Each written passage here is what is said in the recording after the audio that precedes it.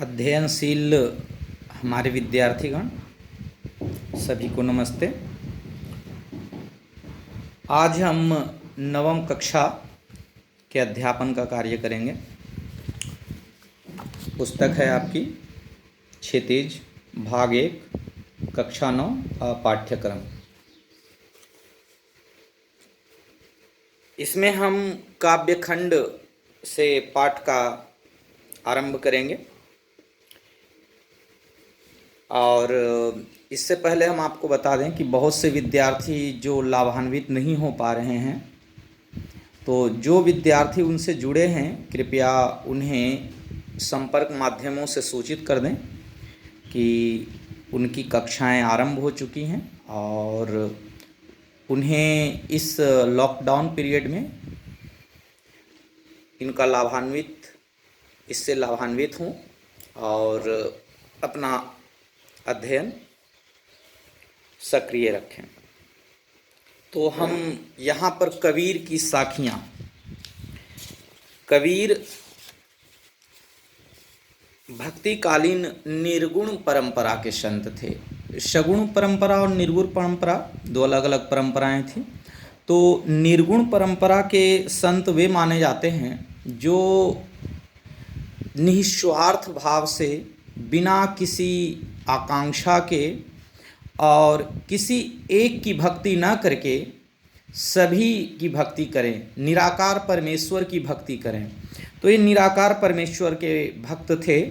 इन्होंने साकार परमेश्वर की भक्ति नहीं की, क्योंकि इनका मानना ही था परमेश्वर कोई आकार में बंधे हुए नहीं हैं।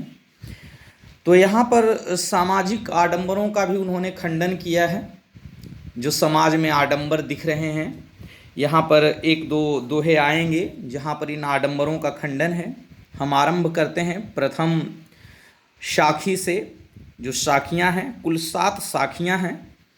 प्रथम साखी है, मान सरोवर सुभर जल, हंसा केली कराही, मुक्ता फल मुक्ता चुगै, अब उड़ी अनत ना जाही। इन्होंने जिस भाषा का प्रयोग किया है वो सामान्यतः ब्रज भाषा का ही रूप है। मान सरोवर सुभर जल, मान सरोवर एक झील है। तो पहले हम इसके सामान्य अर्थ को समझेंगे और उसके बाद जो इन्होंने जिस अर्थ में बात की है उस अर्थ को समझेंगे। तो मान सरोवर एक झील है जहाँ के लिए कहा गया है सुभर जल, जहाँ का जल बहुत ही पवित्र है और उस पवित्र जल में हंसा केली कराही, केली जल क्रीड़ा, हंस उसमें जल क्रीड़ा कर रहे हैं, कराही कर रहे हैं।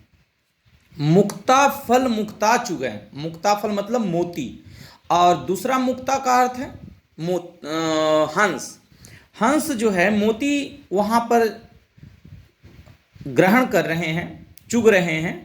तो मुक्ता फल मुक्ता चुगै, अब उड़ी अनत ना जाही। अनत अर्थात अन्यत्र, अन्यत्र का तद्भव यहाँ पर प्रयुक्त हुआ है अनत। अब उन्हें कहीं और अन्यत्र उड़कर जाने की आवश्यकता नहीं है। ये सामान्य।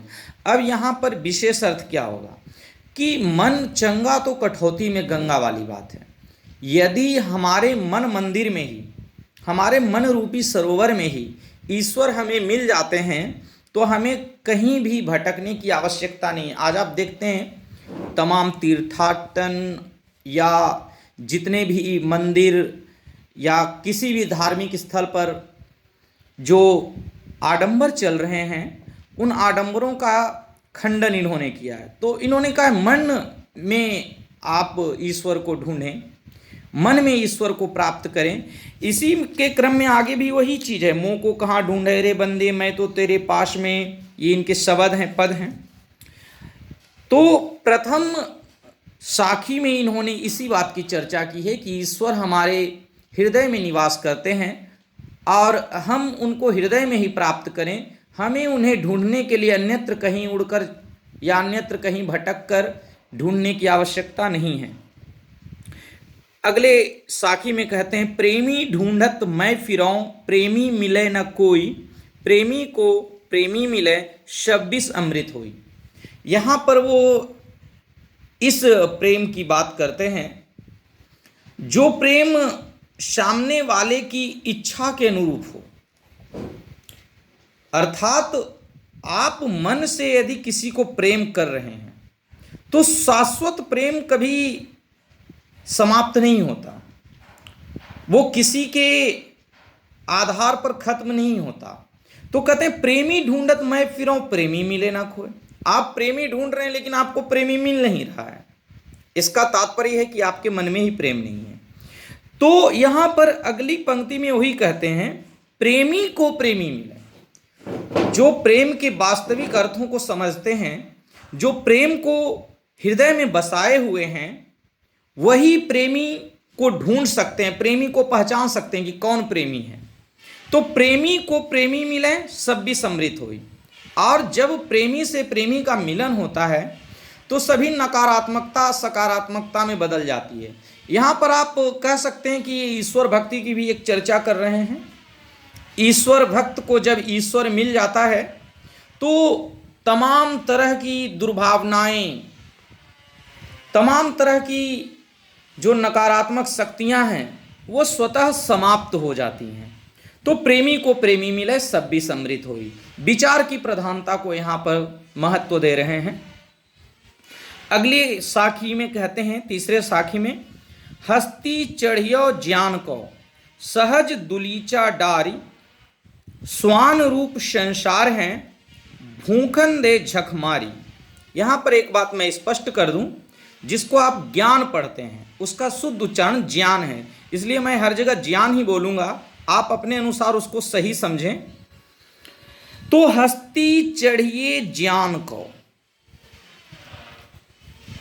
यहां पर कह रहे हैं कि जब हम ज्ञान रूपी हस्ती अर्थात हाथी पर सवार होते हैं तो सहज दुलीचा डार। अब देखिए यही मार्ग, हम यहीं से मार्ग भटक जाते हैं।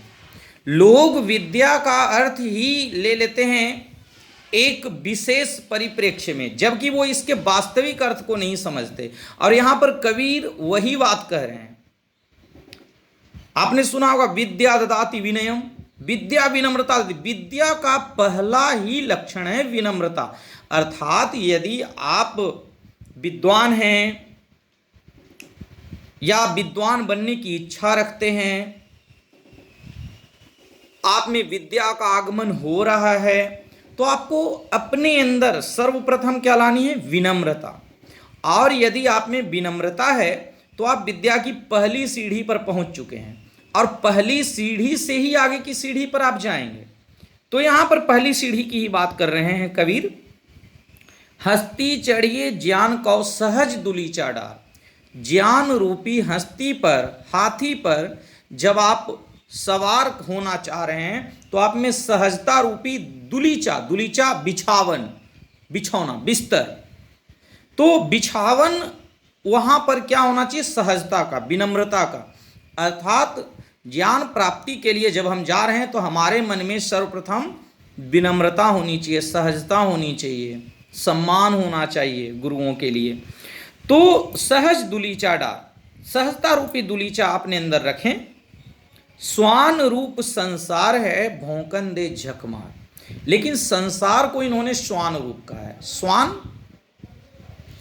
कुकुर जिसे भी बोला जाता है, कुत्ता भी सामान्य भाषा में बोलते हैं। तो स्वान रूप संसार है भूकन दे झक मारी। यहां पर एक मुहावरा का भी प्रयोग है, झक मारना, अर्थात व्यर्थ में इधर उधर डोलना। तो यहां पर कहते हैं कि संसार क्या है? स्वान रूप। तो इनके कहने का मतलब नहीं कि संसार के सभी लोग इस तरह के, नहीं। इनका तात्पर्य यह है कि कुछ लोग जो आज आप पर टिप्पणी कर रहे हैं, तो जो टिप्पणियां करने वाले लोग हैं वो अपने अपने तरीके से करते ही रहेंगे। उन्होंने टिप्पणियां करने के लिए स्वयं को ही बनाया है। कुछ लोग होते हैं और ये टिप्पणियां वो हमेशा करते ही रहते हैं। कहा जाता है कि दुनिया का सबसे सरल कार्य है दूसरों में बुराइयां ढूंढना, और दुनिया का सबसे कठिन कार्य है स्वयं को सुधारना, स्वयं में बुराइयां ढूंढना और उसे दूर करना। तो वे कहना चाह रहे हैं कि संसार का सबसे सरल कार्य जो है दूसरों में बुराइयां ढूंढना, तो वो लोग ढूंढते रहेंगे। तो ऐसे लोगों को के लिए उन्होंने कहा है स्वान। तो स्वान रूप संसार है भूकन दे झकमार। ऐसे जो सिर्फ और सिर्फ दूसरों में बुराइयां ढूंढते हैं वो अपने अंदर की बुराइयां को नहीं ढूंढते। तो ऐसे लोग स्वान हैं और ये भौंकते रहते हैं, इनको भौंकने दो।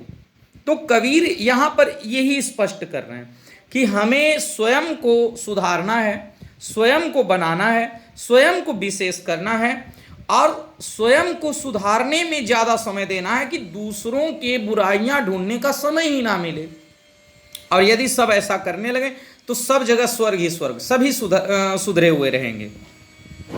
तो इसमें इन्होंने यही बात कही जो तीसरी साखी है कि जब हम ज्ञान प्राप्ति की ओर अपना मार्ग चुनते हैं, लक्ष्य करते हैं, तो हमारे अंदर सबसे पहले सहजता आनी चाहिए और सहज बनकर हमें ज्ञान प्राप्ति की ओर बढ़ना चाहिए। कोई कुछ भी कहे, कोई कुछ भी टिप्पणी करे, उन्हें करते रहने देना चाहिए, क्योंकि उनका व्यर्थ का एक काम ही है। अब जो चौथी साखी है उसमें ये सच्ची भक्ति की बात बताते हैं। ये सच्ची भक्ति क्या है? तो कहते हैं पखा पखी के कारणे, पख जोड़ अपखी, अर्थात यहां पर दो शब्द मिले हुए हैं। तो पख मतलब क्या हुआ? पख मतलब हुआ पक्ष और अपखी मतलब विपक्ष। कहने का तात्पर्य कि आपस में हम लोग भेद भाव के आधार पर क्या करते हैं? लोगों को भूलते चले जाते हैं भेदभाव के कारण, पखापखी पक्ष विपक्ष के कारण। अर्थात एक दूसरे से विचार नहीं मिलते हों तो मनमुटाव कर लेते हैं और इस तरह से इस मनमुटाव को इतने दूर तक ले जाते हैं कि हम जो है ईश्वर को भूलते चले जाते हैं और सांसारिक झगड़े में, सांसारिक कलह में, सांसारिक क्लेश में लिप्त होते चले जाते हैं। तो यहाँ पर ये सांसारिक क्लेश से अलिप्त होकर ईश्वर के भक्ति की बात कर रहे हैं कि पखा पखी के कारण सब जग रहा भूलान। सारे जग के लोग भूलते चले जा रहे हैं। किसे भूलते चले जा रहे हैं? प्रभु को। वो अगली पंक्ति में कहते हैं निरपक होई के हरि भजय सोई संत सुजान। परंतु जो पक्ष विपक्ष में न पढ़कर निरपक होई के हरि भजय, निरपक निष्पक्ष, ये तद्भव है निरपक, तत्सम निष्पक्ष। जो निष्पक्ष होकर प्रभु की भक्ति करता है, जो पक्ष विपक्ष में नहीं पड़ता, क्योंकि प्रभु किसी एक के नहीं है और प्रभु अलग अलग रूपों में नहीं है, वो एक ही रूप में है और वो हर जगह मौजूद हैं। हम में, आप में कोई ऐसी जगह नहीं जहां ईश्वर ना हो। तो निरपक होई के हरि भजे सोई संत सुजान। ऐसे लोग ही संत हैं, ऐसे लोग ही सज्जन हैं जो प्रभु भक्ति को निष्पक्ष भाव से करते हैं। तो इस परिभाषा के आधार पर आप देखिए तो आज के समय में समाज में सज्जनों की, संतों की बहुत कमी हो गई है। उन्होंने एक अपना अपना भगवान बना लिया, ये मेरा भगवान, ये तेरा भगवान, इसका मैं करूंगा, इसका तुम करोगे। तो ये प्रभु भक्ति का अलग अलग मार्ग नहीं है। प्रभु भक्ति का एक ही मार्ग है, शाश्वत मार्ग है। और प्रभु ने हम सबको मानव बनाया और हम सब मानव उसके उसी परमपिता के संतान हैं और हम उसे परमपिता मानकर उसी तरह से निष्पक्ष भाव से भक्ति करें, तभी हम सच्चे सज्जन पुरुष हैं, संत पुरुष हैं, सच्चे मानव हैं। अब देखिए अगली पंक्ति में इन्होंने जो इनकी पांचवी साखी है, पांचवी साखी में इन्होंने इस समय के सांप्रदायिक सद्भाव को बनाने की बात की है। जो सांप्रदायिक सौहार्द बिगड़ता चला जा रहा है, हम लोग हिंदू मुसलमान करके लड़ रहे हैं और इन्होंने वही लिखा है कि हिंदू मुआ राम कही मुसलमान खुदाई और कहे कबीर सो जीविता जो दुहू के निकट ना जाई। अब यहां पर दुहू के निकट ना जाई से इनका क्या तात्पर्य है? इनका तात्पर्य है कि जो मंदिर मस्जिद में ना जाकर, क्योंकि भगवान सिर्फ मंदिर में नहीं है, अल्लाह जिसको मुसलमान कह रहे हैं वो सिर्फ मस्जिद में नहीं है, ये हर जगह हर क्षण सभी कण कण में व्याप्त हैं, ये हर जगह मौजूद हैं, सर्वव्यापी हैं। तो हिंदू मुआ राम कही मुसलमान कही खुदाई, हिंदू राम राम कह के वे भी राम का नाम लेकर सिर्फ और सिर्फ खाना पूर्ति कर रहे हैं, मतलब आडंबर ढोंग, क्योंकि राम के सिद्धांतों को उन्होंने जीवन में अपनाया नहीं, अनुकरण नहीं किया। आजकल ऐसे लोगों की संख्या बढ़ रही है कि मुंह में राम बगल में छुरी, मुंह से राम राम राम राम जप रहे हैं, लेकिन मन में पाप है, छल कपट है। तो ऐसे लोगों पर इन्होंने चोट किया है कि हिंदू मुआ राम कही, मुसलमान खुदाई, और मुसलमान खुदा अल्लाह अकबर करके, मतलब ये मान वो करते जा रहा है और लोगों को बांट रहा है, लोगों को तोड़ रहा है, मतलब मेल जोल ना करके तोड़ने का कार्य कर रहा है। तो इन्होंने ऐसे लोगों पर चोट की है जो सामान्यतः समाज को जोड़कर नहीं रखना चाहते, तोड़कर रखना चाहते हैं। तो इन्होंने अगली पंक्ति में वही बताई है, यही 5वीं साखी की दूसरी पंक्ति, कि सच्चा मनुष्य कौन है, सच्चा मानव कौन है। तो कहते हैं, कहे कबीर सो जीविता जो दूहों के निकट ना जाई। कहते हैं कबीर कि वही जीवित है, अर्थात वही सच्चा मानव है, उसी का जीवन सार्थक है। जीवित रहना एक अलग चीज है, लेकिन जीवन सार्थक होना, तो कहते हैं जीवन सार्थक किसका है, जो दूहों के निकट ना जाए, जो मंदिर मस्जिद नहीं करता, जो चर्च नहीं करता, अर्थात ईश्वर को हर जगह मानकर मानव मात्र में ही प्रभु को तलाशता है, क्योंकि हम सभी प्रभु के संतान हैं और उस मानव मात्र में हम प्रभु को तलाशें, उसी मानव मात्र में हमें प्रभु मिल जाएंगे।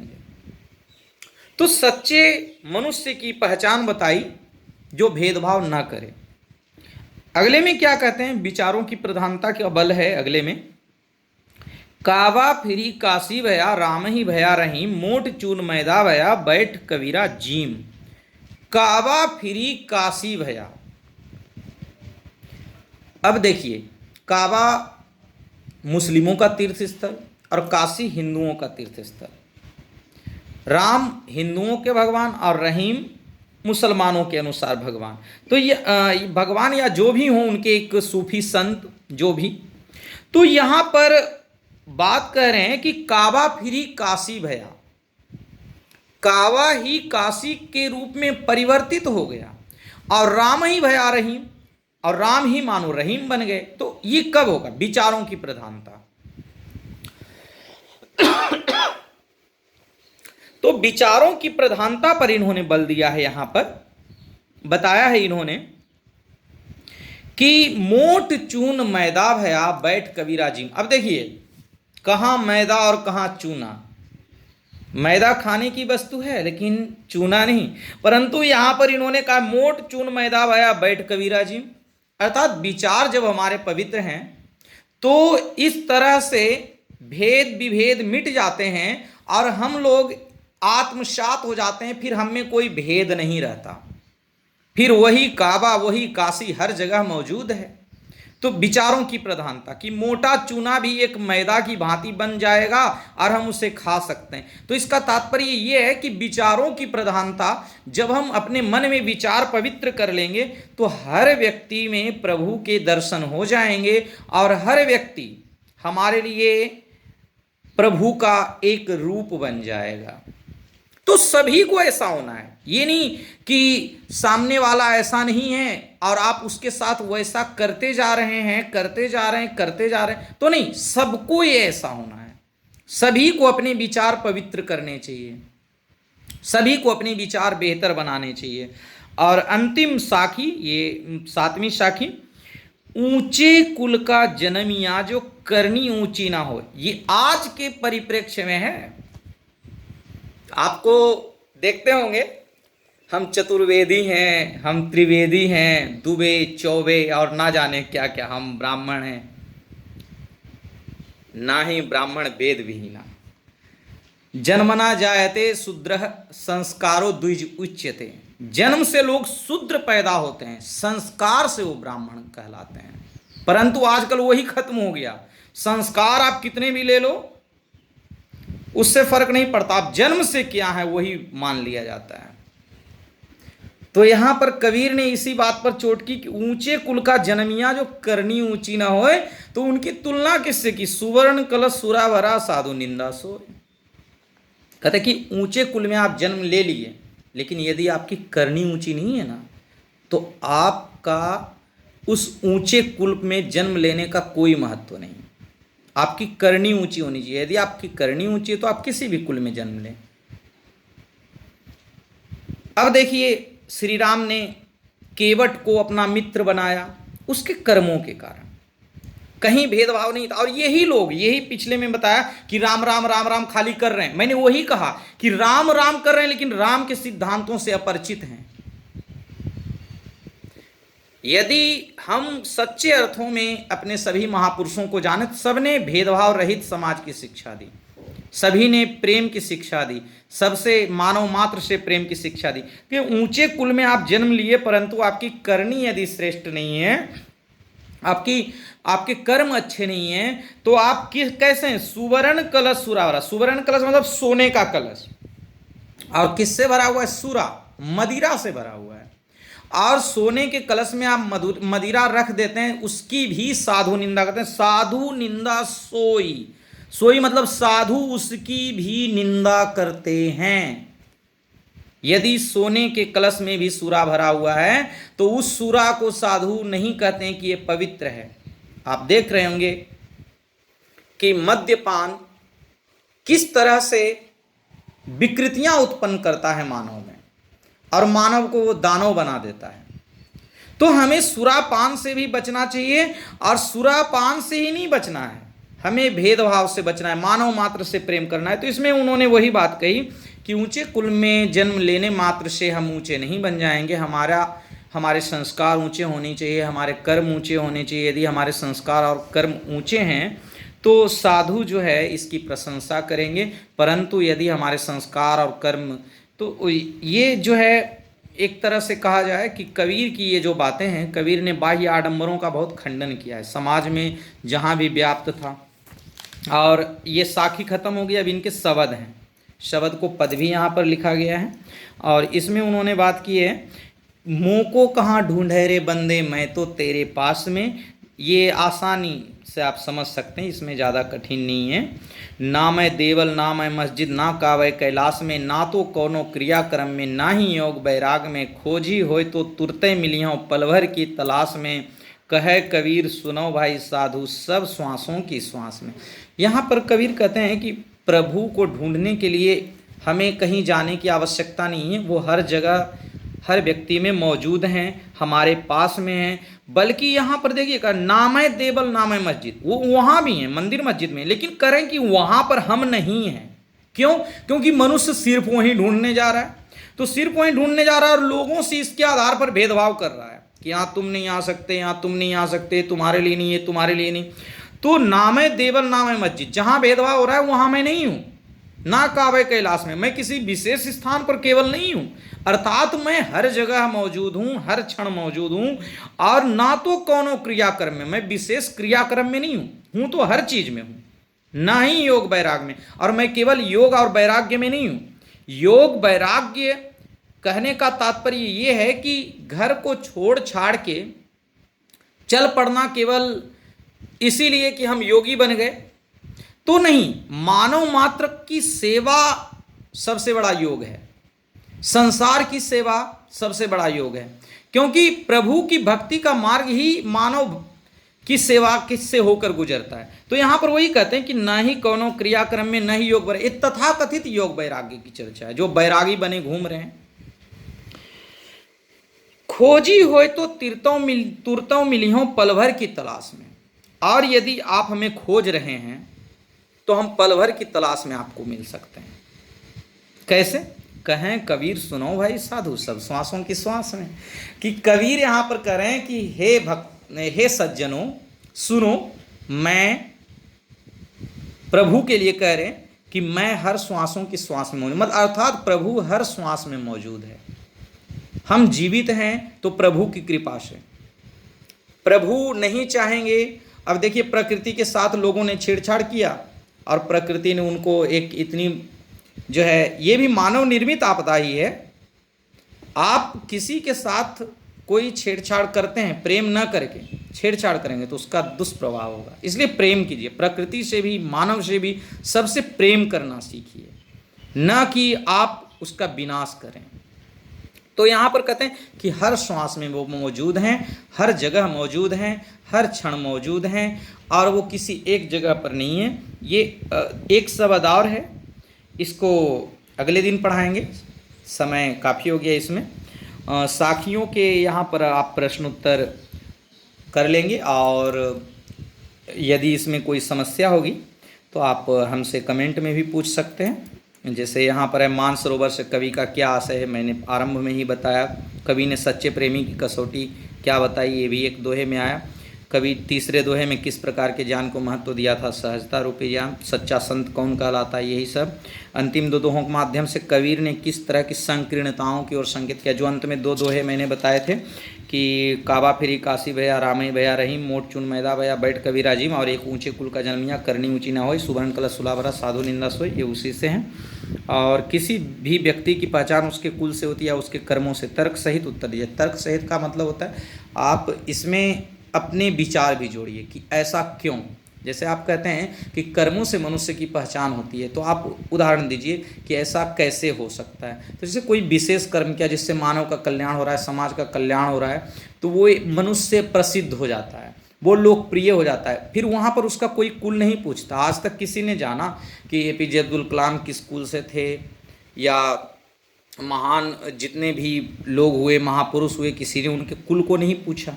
लोग उनकी महानता को जाने, उनकी अच्छाइयों को जाने, और उनकी अच्छाइयों से समाज प्रभावित हुआ। समाज जो है उनकी अच्छाइयों से प्रेरित हुआ, और एक तरह से उनकी अच्छाइयाँ आज भी समाज में मौजूद है। हम आज भी उनसे प्रेरित होते रहते हैं, उनसे सीखते रहते हैं। तो यहाँ पर इस चीज़ की चर्चा है। और आप जो है सभी लोग जिनके पास है ये पुस्तक आप देख सकते हैं। काव्य खंड से आपको पढ़ाया गया, काव्य खंड जिसको आप पद्य खंड भी बोलते हैं, पद्यांश, तो पद्यांश से पढ़ाया गया है आज। और अगले दिन और भी पढ़ाए जाएंगे। आप उसके पहले एक पुस्तक आप ले लेंगे जो कि व्याकरण की पुस्तक है, जो 9वीं 10वीं कक्षा के लिए है। क्योंकि 8वें के विद्यार्थी 9वीं में गए होंगे, उनके पास ये पुस्तकें नहीं होगी। जो 9वीं में थे वो 10वीं में गए, उनके पास तो होगी। तो जो 9वीं में अभी आए हैं वो पुस्तक ले लेंगे, और अगले दिन में व्याकरण का भी पाठ्यक्रम आरंभ किया जाएगा। और व्याकरण में आपके जो जो लगे हुए हैं पाठ्यक्रम में 9वीं कक्षा में, वो है शब्द रचना। शब्द रचना में 3 चीज़ें आती है, उपसर्ग, प्रत्यय और समास। फिर है वाक्य, अर्थ के आधार पर वाक्य भेद 8 प्रकार के होते हैं, ये है। अलंकार हैं आपके में, अलंकार की भी पढ़ाई होगी। तो इन सब चीज़ों की पढ़ाई जब आप ये पुस्तक ले लेंगे तो इसमें आपको सहायता होगी। ये आपकी सहायता के लिए है, क्योंकि यहाँ तो मैं समझाऊंगा, लेकिन उदाहरण बहुत सारे वीडियो में दिया जाना संभव नहीं है। तो आप उससे लाभान्वित होंगे, और मैं आशा करूँगा आपकी पढ़ाई अच्छे से चल रही होगी। और जिन विद्यार्थियों के पास ये नहीं पहुँच पा रही है, जो देखने वाले विद्यार्थी हैं, उन्हें प्रयास करना चाहिए कि उनके पास ये शेयर करें। और आप सब्सक्राइब ज़रूर कर लेंगे, क्योंकि अगले वीडियो मैं दूंगा तो वो भी आप तक पहुँचती रहे। प्रत्येक कक्षा आपके लिए महत्वपूर्ण है। ऐसे लॉकडाउन की सिचुएशन में आप बने रहें, हमारे साथ पढ़ते रहें। और हिंदी के साथ साथ जिन कक्षाओं में संस्कृत की पढ़ाई अनिवार्य है, वो भी हम जल्द ही चालू करेंगे। धन्यवाद, नमस्ते।